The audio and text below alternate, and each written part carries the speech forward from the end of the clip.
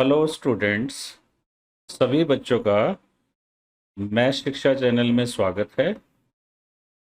हमने पिछले ट्यूटोरियल में डिफरेंस ऑफ सेट्स तक पढ़ा था और उसके ऊपर बेस्ड क्वेश्चन किए थे। आज हम पढ़ेंगे कॉम्प्लीमेंट ऑफ ए सेट। तो पहले एक एग्जांपल लेते हैं, फिर इसकी प्रॉपर डेफिनेशन लिखेंगे। और let A some set 1 2 3 4 and U is universal set. Complement universal के बिना नहीं होता है, तो कॉम्प्लीमेंट सेट्स का जब भी क्वेश्चन आएगा यूनिवर्सल सेट दिया होगा, नहीं तो कोई भी सेट जो ए को कंटेन करता हो उसको आप यूनिवर्सल सेट ले सकते हैं। अब इसका जरा वेन डायग्राम हम बनाते हैं, तो उसमें देखेंगे कि वेन डायग्राम में इन नंबर्स को हम कैसे दिखाते हैं, इन सेट्स को। तो यूनिवर्सल सेट तो ये बाउंड्री होती है, तो इसके अंदर पहले जो सेट्स हैं हम उनके एलिमेंट्स को मार्क करते हैं, जो छूट जाता है हम उसको बाहर मार्क कर देते हैं। 1 2 3 4, दीज आर 4 एलिमेंट्स ऑफ ए। अब यूनिवर्सल सेट में तो बहुत सारे एलिमेंट होंगे, सभी एलिमेंट यूनिवर्सल में तो जरूर होंगे। ये ए के इनसाइड हैं, कुछ एलिमेंट ए के आउटसाइड रह जाएंगे, वो हैं 5 और 6। Universal set is made up of inside of a, if I talk in layman language, inside of a this portion and outside of a। जो एलिमेंट यूनिवर्सल सेट के ए में नहीं है वो ए के कॉम्प्लीमेंट में माने जाएंगे। तो जो ए के आउटसाइड एलिमेंट से सेट बनेगा उसको हम कहेंगे कॉम्प्लीमेंट। तो जो एलिमेंट ए में नहीं है उनको हम कहेंगे ए कॉम्प्लीमेंट में। तो जो ए के बाहर का रीजन है वो ए कॉम्प्लीमेंट है। तो अगर मैं इसको वेन डायग्राम कॉम्प्लीमेंट का शेड करके बना के बताऊं, जनरल केस में if A is this is universal set, then A complement will be this region. A complement will be this region. The portion outside A is known as A complement. Means ऐसे elements का set जो A में ना हो, universal में हो। अब universal में हो कहने की जरूरत नहीं है, यूनिवर्स में तो हर कोई होता ही है ना, जैसे हम सब इसी यूनिवर्स में हैं। तो यूनिवर्सल में हो और ए में ना हो तो हम वो कंडीशन को ड्रॉप कर देते हैं, ये कहना बंद कर देंगे कि जो यूनिवर्सल में हो। तो कॉम्प्लीमेंट, ये डेफिनेशन है, complement of any set A denoted by a dash is set of all elements which are not in a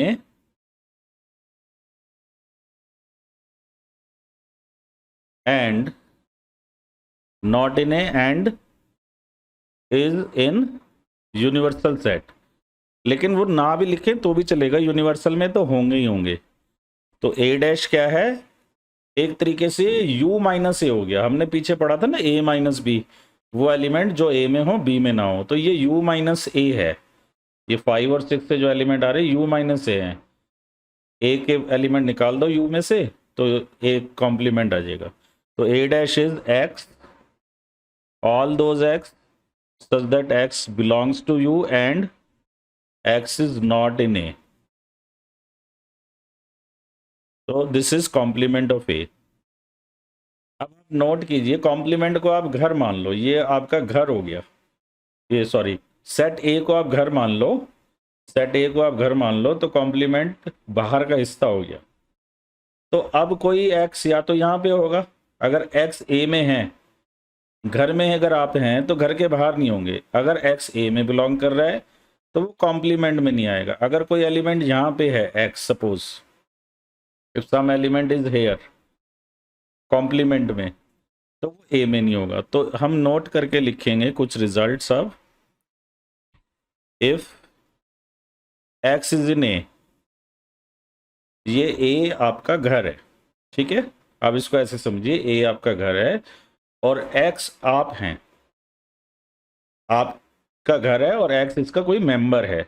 ए आपका घर है, एक्स इसका कोई मेंबर है, और ये अगर घर में है, एक्स बिलोंग्स टू ए, मतलब member of that house is in, अपने घर में है, ठीक है। इस घर का कोई सदस्य एक्स अपने घर ए में है, तो घर के बाहर नहीं होगा।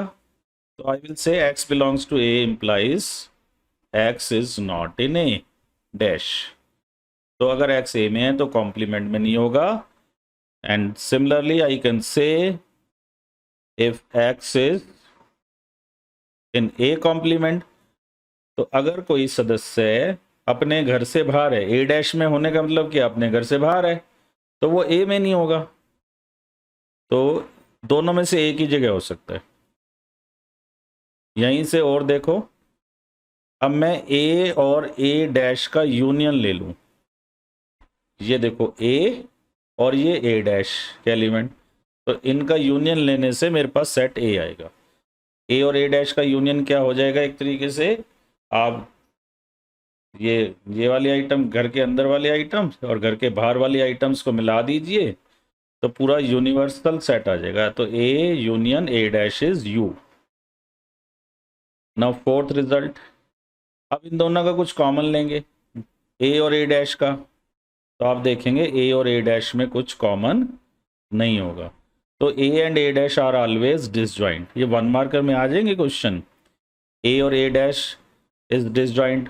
4-5 स्टेटमेंट दे देंगे, which of these is correct या which of these is false. तो ए इंटरसेक्शन ए डैश, अगर आपको आर्ग्यू करना आता होगा कि ए एक सेट है जो अंदर वाला सर्कल है, ए डैश उसके बाहर वाला सर्कल है, और यहाँ उनसे कॉमन पूछा गया है, तो आप पहचान लोगे कॉमन कुछ भी नहीं होगा। और यूनियन निकालने को पूछा जाए तो आप चित्र को मन में ले आना कि हाँ ए अंदर वाला पार्ट है, ए डैश बाहर वाला पार्ट है, तो यूनियन करने से पूरा रेक्टेंगल आ जाता है। तो इस तरीके से आप वेन डायग्राम को अपने आंखों के सामने लेके आना जब क्वेश्चन आए। अब हम एक और प्रॉपर्टी लिखते हैं, इसके लिए मैं दोबारा से बना देता हूँ उस डायग्राम को। ये आपका यूनिवर्सल सेट हो गया, ये ए हो गया। Let me shade it with different colour. This is A and outside is A dash. Outside को भी शेड कर लो, outside is A dash, this part is A dash.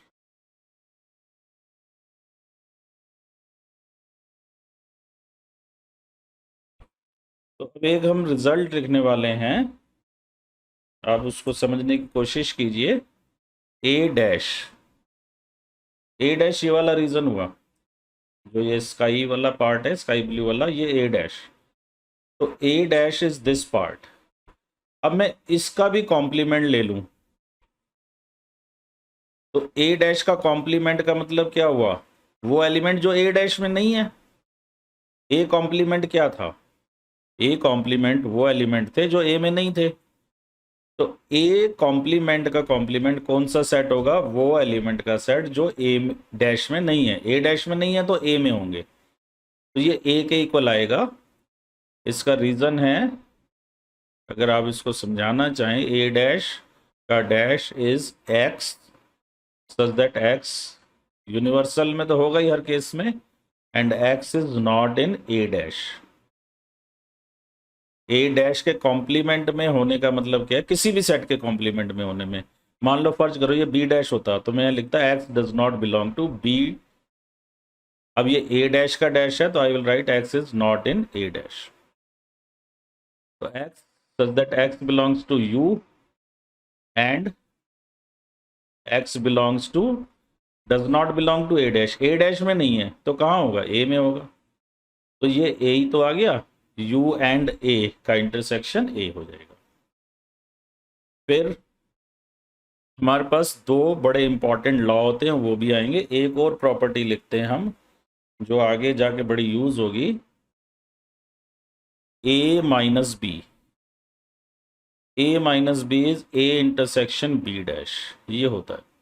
ये कैसे आता है देखो, ये A minus B equal to होता है वो सारे एक्स जो ए में हैं एंड बी में नहीं है। यही था ना पहले जो लिखा था हमने पिछले उसमें, ए माइनस बी का मतलब ए में हो बी में ना हो। बी में ना हो तो कहीं तो होगा। अगर आप अपने घर में नहीं हैं तो घर के बाहर होंगे। एक्स बी में नहीं है तो कहाँ होगा, बी डैश में। तो ए इंटरसेक्शन बी डैश बन गया। ये क्या बना, ए और एंड इंटरसेक्शन के लिए होता है, तो ए इंटरसेक्शन बी डैश, इसको आप याद रखना। अब हमारे पास दो बड़े फेमस लॉज हैं डी मॉर्गन्स के नाम से। डी मॉर्गन्स लॉ, इसमें दो हैं। इनके प्रूफ की जरूरत नहीं है, कभी आपकी डिमांड आएगी तो हम सेपरेट वीडियो बना देंगे।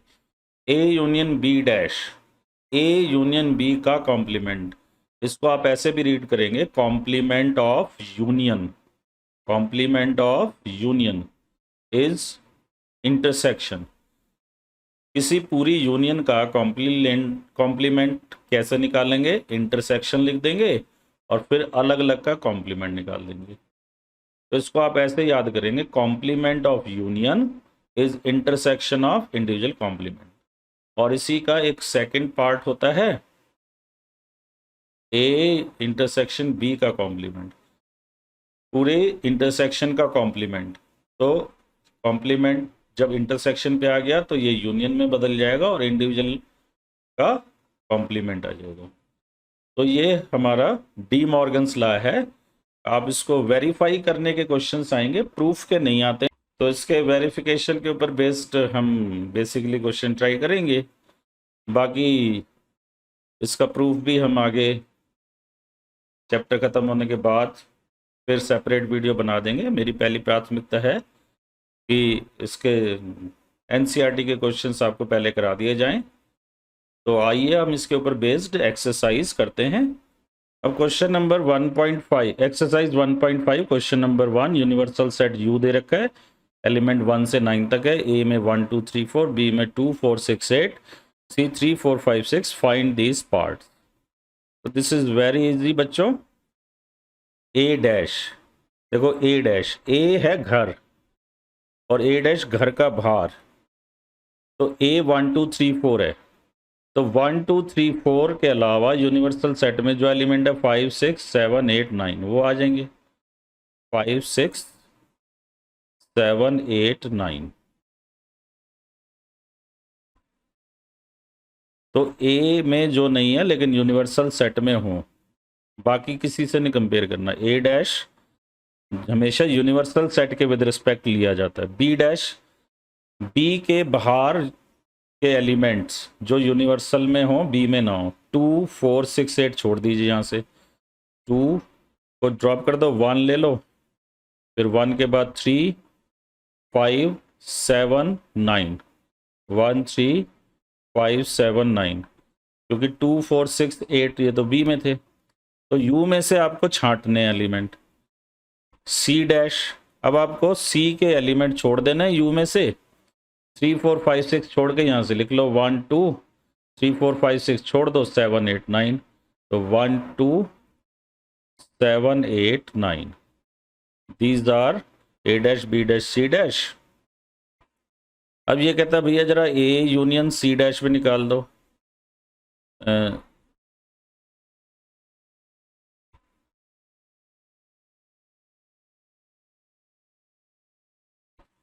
थर्ड पार्ट में आपको क्या करना है, थर्ड पार्ट में ए यूनियन सी का डैश निकालना है। तो ए यूनियन सी निकालो पहले, ए और सी का यूनियन। ए 1 2 3 4, 3 4 ऑलरेडी ले चुके, 1 2 3 4 5 6, यूनियन दोनों के एलिमेंट को कंबाइंड करके बनता है, लेकिन 3 4 ऑलरेडी आ चुका है ए में ही।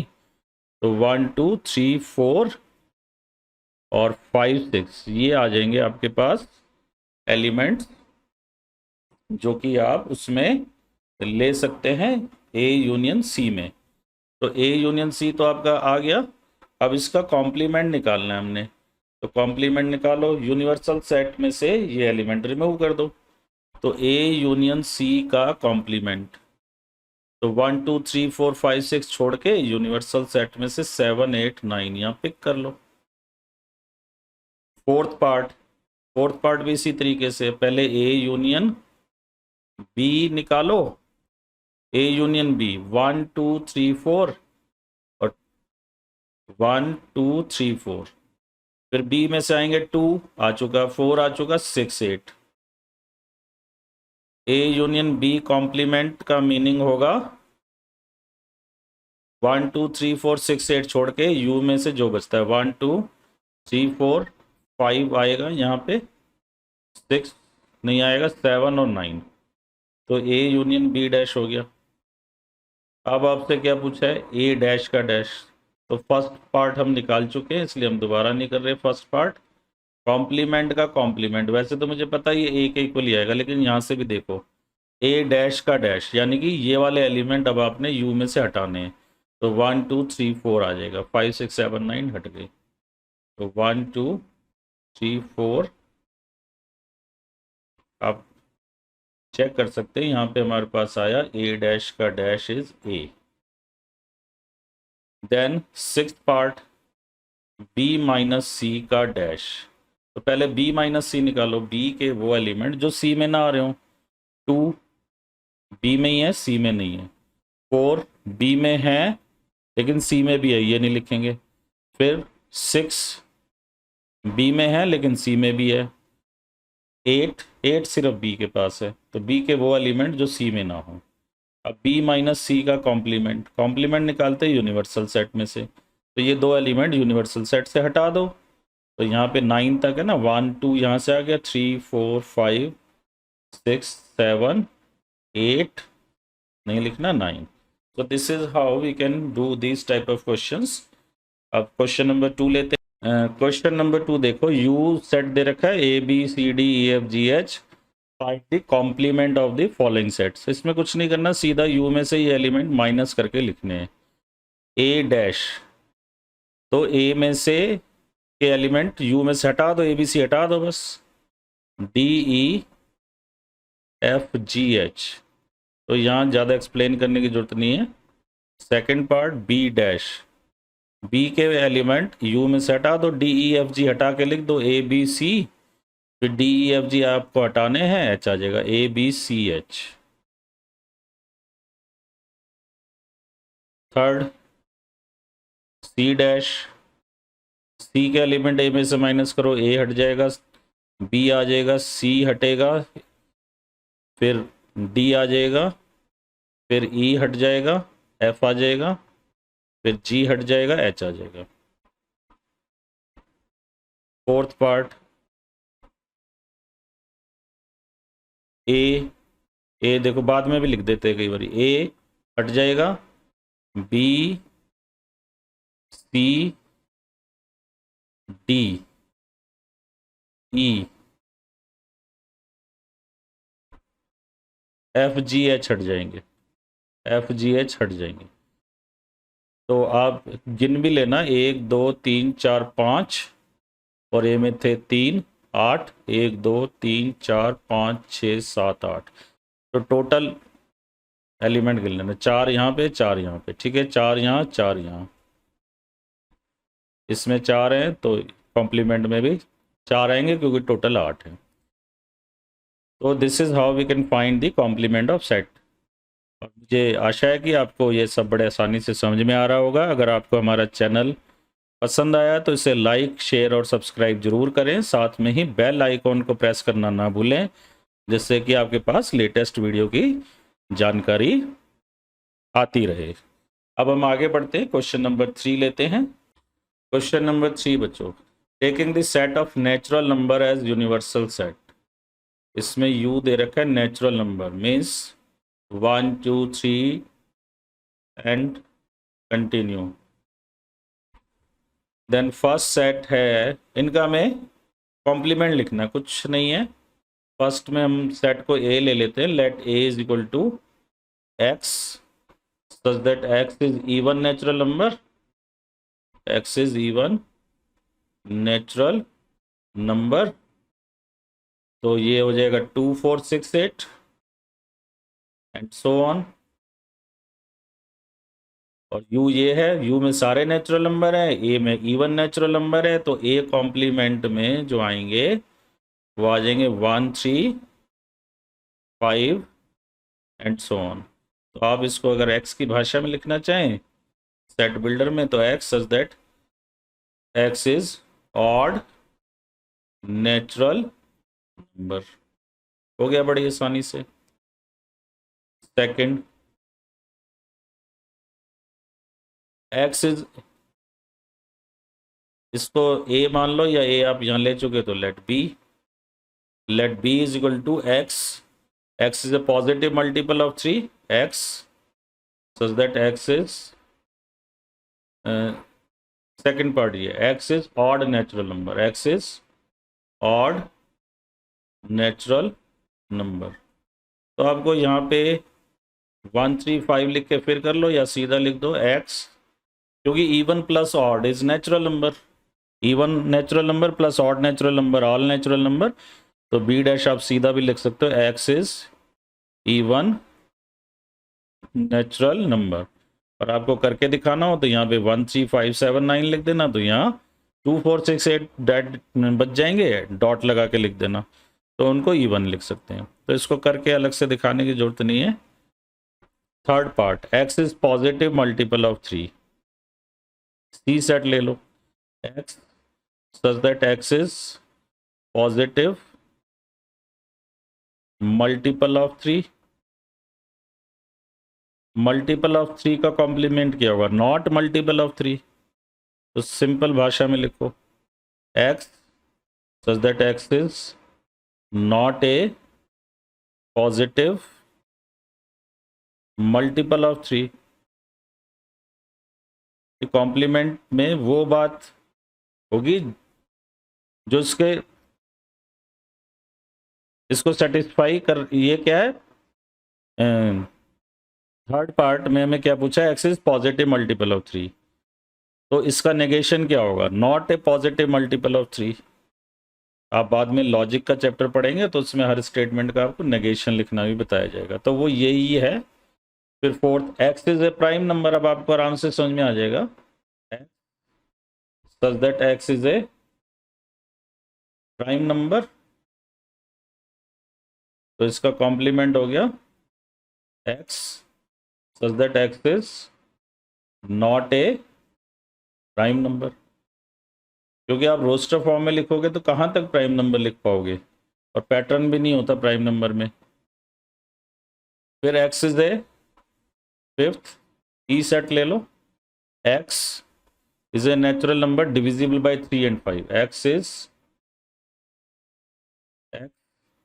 सच that X is natural number divisible by 3 and 5, 3 से भी हो 5 से भी हो, यानी कि 15 पहला हुआ, 30, तो अगर हम एक बार ई को लिखना चाहें तो ई कैसा सेट हुआ, 15 30 45 एटसेट्रा।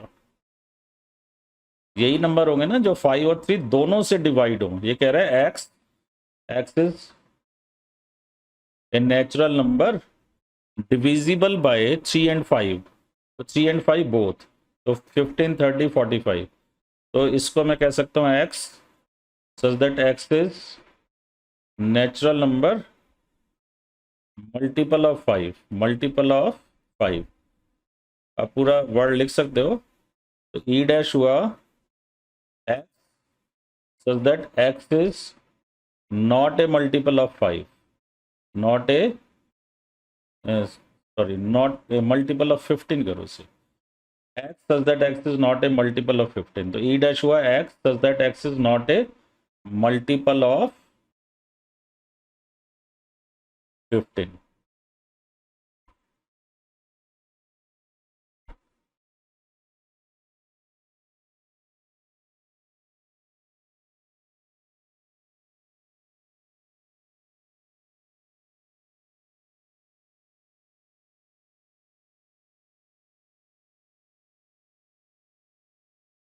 हाँ जी, अब ये देखिए ये कैसे नंबर आए 15, 30, 45, तो इनको आप क्या कहेंगे, एक्स इज नेचुरल नंबर या positive multiple, natural number and multiple of 15, 15 के मल्टीपल्स हैं ये, तो ई डैश हुआ x such that X is not multiple of, not positive multiple of 3 या not a natural number but not a multiple of 3, not positive multiple of 3। मान लो 6 भी हो गया, 3 का तो हो गया, 5 का नहीं हुआ, तो कॉम्प्लीमेंट निकालना है तो पहले हमने सेट ई को दोबारा लिखा, 3 एंड 5 का मल्टीपल मीन्स 15, 30, 45, 15 का मल्टीपल, तो ई में क्या थे 15 के मल्टीपल, तो ये तो ई डैश में क्या होंगे, which are not multiple of 15। अब 5 पार्ट तक हो गए, इसने 10 पार्ट तक पूछे हैं, तो आगे करते हैं बाकी पार्ट्स। इसका 6th पार्ट देखिए, x is a perfect square,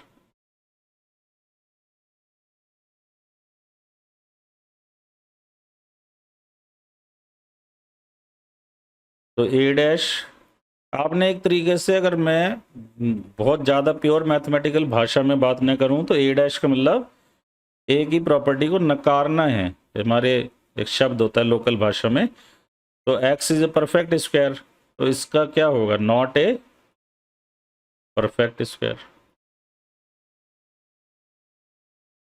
7th, X is a perfect cube, तो X is such that X is a perfect cube, so a dash means x such that x is not a perfect cube। अब और part देखिए, 8th part, x such that x plus 5 is 8, इसको a मानो b मानो, ये आपकी मर्जी है, यहाँ a माने तो यहाँ भी मान सकते, दोनों पार्ट अलग अलग है, तो यहाँ से x इक्वल टू 3 आ जाएगा, तो इसमें एक ही एलिमेंट आएगा 3, तो a डैश क्या होगा x, अब मैं 3 को छोड़ के सारे नेचुरल नंबर लिखूं तो बेटर है मैं लिखूं ऐसे, x such that x is a natural number, x is not 3, मतलब 3 के अलावा सारे नेचुरल नंबर, ठीक है, यही मीनिंग हुआ ना, यहाँ से 3 आ रहा है, तो ए डैश में क्या होगा 1 2, 3 को मिस कर देना, 4 5 6 7, तो बेटर क्या है, all natural number except 3। 8th part हो गया, 9th, ये भी कुछ इस तरह का, ए सेट ले लो इसको, x such that 2x plus 5 is 9, तो इसको सॉल्व कर लो बच्चों, इतनी आसान इक्वेशन कर लोगे, 2x is 8, 9 minus 5 4, 2x is 4, तो x इज 2, तो इसमें a डैश वैसे ही आ जाएगा जैसे पीछे लिखा है, x वो सारे नेचुरल नंबर जो 2 नहीं है, तो x such that x is natural number and x 2 नहीं होना चाहिए, तो इस बात को हम ऐसे लिख सकते हैं। फिर 10th, a is set x such that x is greater than equal to 7, तो यहाँ पे x 7 ऑनवर्ड है, अगर मैं इसको रोस्टर फॉर्म में लिखूँ 7 8 9 10, क्योंकि ये ध्यान रखना है सारे नेचुरल नंबर से है, नेचुरल नंबर इसका यूनिवर्सल सेट है, तो ग्रेटर देन इक्वल टू 7 में आप ये मत कह देना 7.1 ही आएगा जी, क्योंकि ये सारे नेचुरल नंबर से ड्राइव्ड सेट है, तो 7 8 9 होगा, अगर यहाँ पे नेचुरल नंबर नहीं दिया होता तो ग्रेटर देन इक्वल टू 7 में मैं 7 8 9 रोस्टर फॉर्म नहीं लिख सकता था फिर, तो ए डैश में बाकी वो नेचुरल नंबर आ जाएंगे जो ए में नहीं है, 1 2 3 4 5 6, फिर 11th, x such that x is natural number, ये प्रैक्टिस के लिए आपको इतने क्वेश्चन दे रखे हैं, नहीं तो एक जैसे रिपीटेटिव क्वेश्चन है, लेकिन नया टॉपिक है ना, इसलिए आपको प्रैक्टिस करानी भी जरूरत है। तो देखो 2x, अब इसको रफ में कर लीजिए, इनइक्वलिटी वैसे बाद में आती है हमारे पास। 2x + 1 > 10, तो दोनों पार्ट में -1 कर दो, तो ये 9 हो जाएगा। तो x 9/2 से ग्रेटर होगा, 4.5 से ग्रेटर होगा। तो यहाँ पे जो हमारे पास x आएगा ना, वो 5 ऑनवर्ड आएगा, 4.5 से बड़ा। तो 5 ऑनवर्ड जो आएगा हमारे पास, तो वो x होगा यहाँ पे। तो हम लिखेंगे 2x > 10 - 1 9, x > 4.1, तो 4.1 से बड़े नंबर 5 6 7 8 एट्सेट्रा, ये ए में आएंगे। ये अभी ए ही चल रहा है, ए डैश नहीं बना, हमने ऐसे ए को रीराइट किया। तो ए डैश हो जाएगा, ये एलिमेंट को माइनस कर दो नेचुरल नंबर में से। तो नेचुरल नंबर होता है 1 2 3 4 5 अप टू चलता जाता है। तो ए के एलिमेंट छोड़ दो तो इतना बच जाएगा ए डैश। तो आशा करते हैं कि आपको ये लेसन पसंद आ रहा होगा। तो इसे लाइक, सब्सक्राइब और शेयर जरूर करें, और बेल आइकन को भी प्रेस कर दें ताकि आपके पास हमारे सभी लेटेस्ट वीडियो की जानकारी आती रहे। आपके सामने है क्वेश्चन नंबर, ये तो हम कर चुके हैं। क्वेश्चन नंबर 4 देखिए अब आप। यू सेट दे रखा है 1 से 9, ए दे रखा है, बी दे रखा है। हमें ये डी मॉर्गन्स ला के दोनों पार्ट वेरीफाई करने एक तरीके से। तो इसमें हमें ए डैश बी डैश दोनों में चाहिए, ए यूनियन बी और ए इंटरसेक्शन बी। तो हम पहले ना पार्ट्स से पहले भी हम ये कर लेते हैं। तो let us first find A union B. A union B निकाल लो, ए यूनियन बी बनेगा ए और बी को मिला के सारे एलिमेंट और कॉमन एलिमेंट एक बार। 2 4 6 8 3 5 7 और जुड़ जाएंगे। तो 2 3 4 5 6 7 8 1 2 3 4 5 6 7 8। 2 2 बार आ रहा था, एक बार लिखा है। A intersection B, common element सिर्फ 2 है। ए डैश जो ए में नहीं आ रहा हो, यूनिवर्सल सेट में आ रहा हो, तो यूनिवर्सल सेट से एक एलिमेंट ड्रॉप कर दीजिए। 1 2 3 4 ए में आ रहा है, 5 ए में नहीं आ रहा, 6 7 9। Similarly you can write B dash. B के एलिमेंट यूनिवर्सल सेट में से छोड़ते जाइए। 1 2 बी में है, 3 बी में, 4 5 भी बी में है, 6 7 बी में, 8 9। अब देखिए, अब आराम से हो जाएंगे। First part LHS, A union B dash, A union B का डैश, इसका कॉम्प्लीमेंट ए यूनियन बी, ये पूरा है, इसका कॉम्प्लीमेंट क्या होगा? जो ए में यूनिवर्सल में से ये एलिमेंट ड्रॉप कर दो। 1 2 3 1 आएगा, फिर 2 3 4 5 6 7 8 ड्रॉप हो जाएंगे, 9।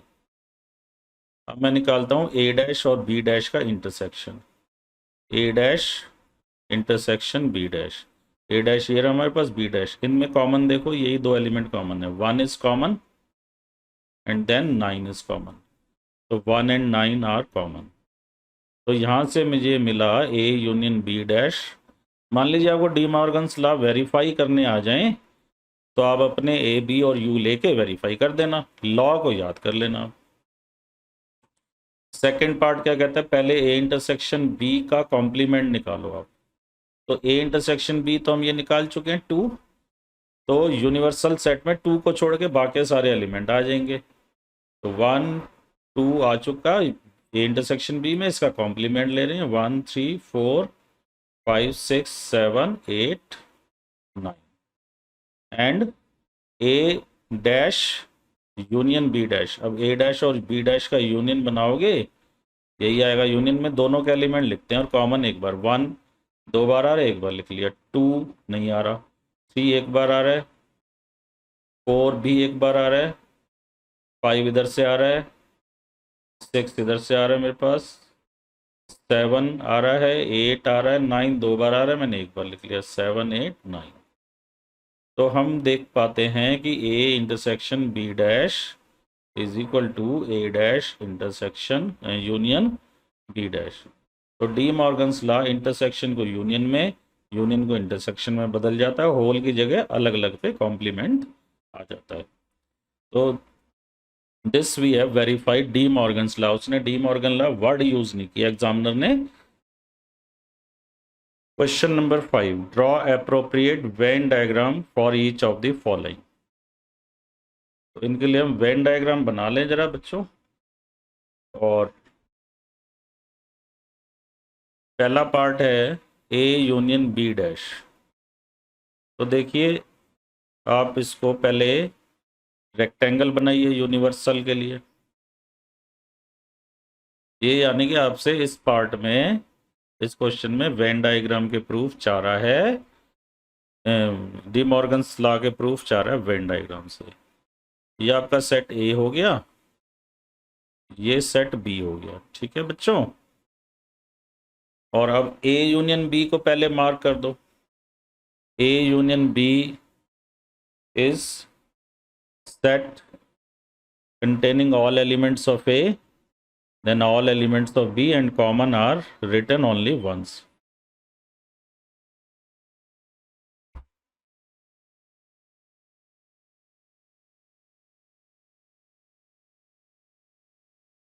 Common elements are written only once.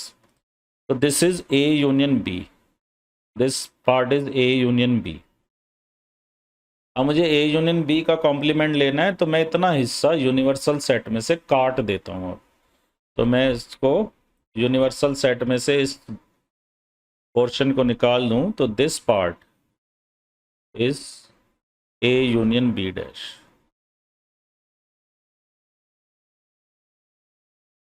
आप इसको कलर फिल वगैरह करके पेंट पे बना सकते हैं, वहाँ एरिया फिल करने का ऑप्शन आता है।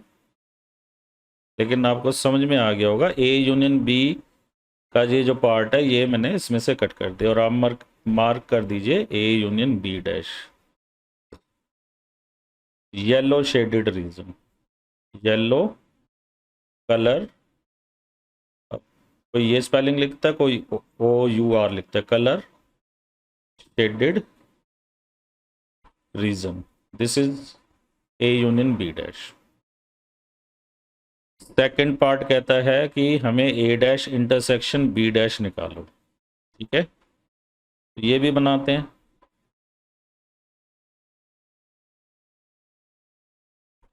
अब इनको हम सारे सर्कल्स को अलग अलग कलर से ले लें, बेटर रहेगा।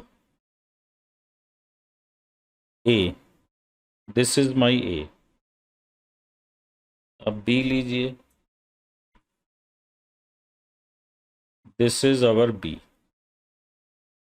तो पहले ए डैश मार्क करें हम एक कलर से। ए डैश, ए के बाहर का टोटल रीजन।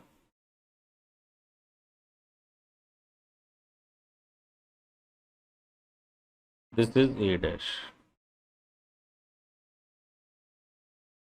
इस कलर का मुझे एग्जैक्ट नेम नहीं पता, मैं लिख देता हूँ। This colour is A dash. अब बी डैश, बी के बाहर का जो हिस्सा है, बी के बाहर का जो रीजन है वो बी डैश हो जाएगा। तो ये तो पूरा ए के बाहर था, बी के बाहर यहाँ से चालू होगा, ये बी के आउटसाइड है, बी के आउटसाइड, बी के आउटसाइड। लेकिन ए के इनसाइड तो हो सकता है, बी से बाहर रहना चाहिए। तो ये pink region is B dash. अब देखिए दोनों का कॉमन, दोनों का कॉमन कहाँ है? ये यहाँ पे भी दोनों लाइनें आ रही हैं, दोनों लाइनें यहाँ भी आ रही हैं। ठीक है,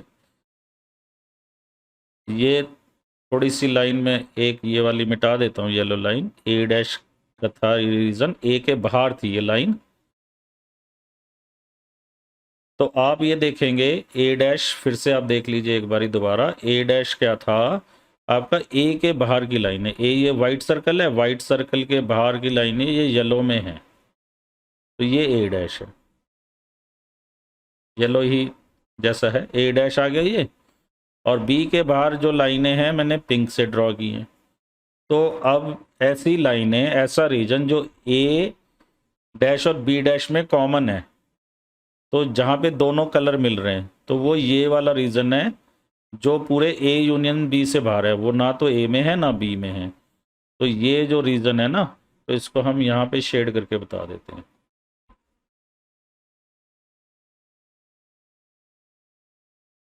this is A, this is B. अब आप यहाँ से भी लॉजिक लगा सकते हो, ए के भी बाहर हो एंड बी के भी बाहर हो। एंड का मतलब यही हुआ ना, ए डैश मतलब ए के बाहर एंड बी डैश मतलब बी के बाहर, तो दोनों के बाहर हो। तो अगर मैं डायरेक्ट बनाऊं तो सीधा तो ये बन जाता बिना लॉजिक दिए, लेकिन मैंने यहाँ से बताया कि वास्तव में यही कॉमन आ रहा है। नहीं तो ऐसा लगता कि मैंने इसका फर्स्ट पार्ट का ही वो रीज़न बना दिए। तो this is our A dash intersection B dash. तो we can conclude that the regions are same, A union B dash. इसने पूछा नहीं है, इसने सिर्फ कहा ड्रॉ कर दो आप, A dash intersection B dash. अब मुझे ए इंटरसेक्शन बी डैश और A dash union B dash बनाना है।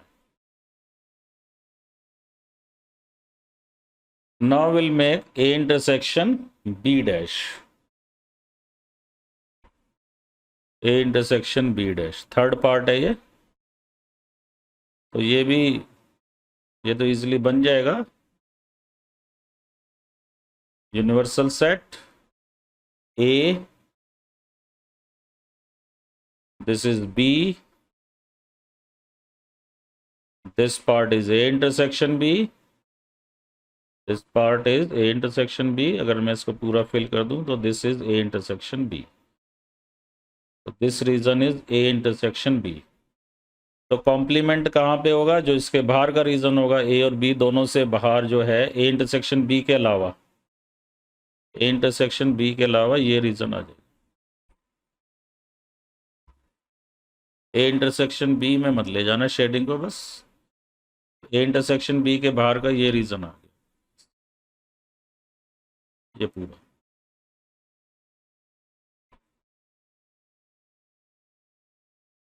तो this is A intersection B dash आएगा, उसका भी यही, लेकिन उसको हमने पार्ट्स में समझाना भी है। अब मुझे फोर्थ पार्ट ये कहता है कि आप A dash union B dash, आप इसको चाहें तो 3 पार्ट में करें और 2 पार्ट में ही बेटर है। तो पहले ए बना लेते हैं हम, फिर बी सर्कल,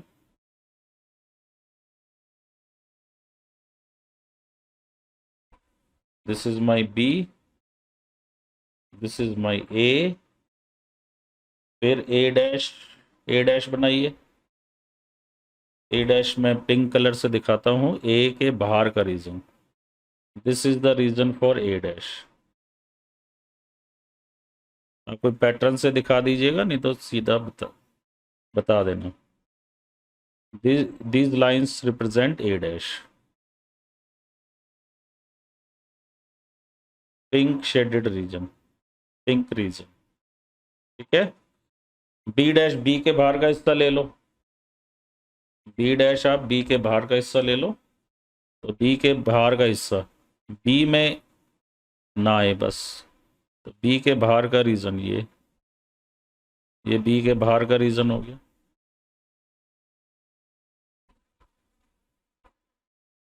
लेकिन A का पोर्शन आ सकता है उसमें, तो B dash is this white region. अब मुझे इनका यूनियन लेना है, तो मुझे ए के बाहर के सारे एलिमेंट लेने हैं, बी के बाहर के, तो दोनों के एलिमेंट ले लेंगे हम। तो सिर्फ ये जो अनशेडेड पोर्शन है ये नहीं आएगा, तो यानी कि इसकी शेडिंग क्या हो गई, यही हो गई। तो इसको बना के हम दिखा देते हैं। दिस इज ए बी, इसको छोड़ के बाकी सारा रीजन हमारा शेडेड रीजन आ रहा है।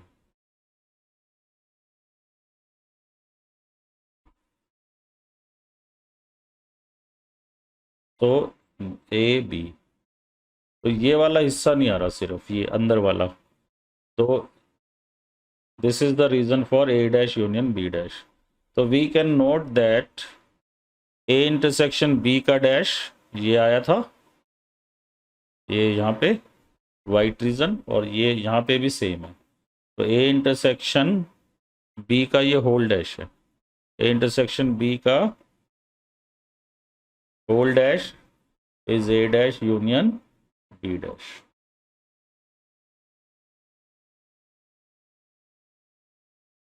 क्वेश्चन नंबर 6, इसका सॉल्यूशन बड़ा इंटरेस्टिंग है। A set of all triangles with at least one angle different from 60. Set of all triangles at least one angle different from 60 degree. तो जिसमें भी at least one angle different from 60 degree होगा, तो हम ये तो कह सकते हैं set of all triangles which are not equilateral, which are not equilateral,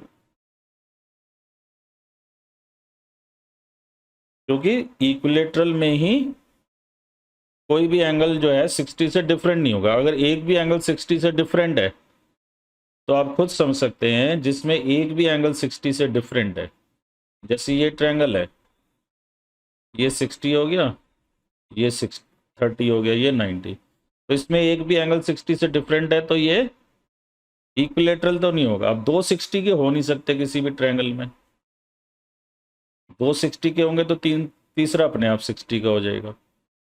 तो जिसमें एक भी एंगल 60 से डिफरेंट है वो इक्विलेटरल नहीं हो सकता, क्योंकि इक्विलेटरल होता तो सारे 60 होते। इसमें ऐसा नहीं होता एक 60 वाला केस बनाया था वो भी इक्विलेटरल नहीं है, 260 वाला होता नहीं, और 360 वाला इक्विलेटरल होगा।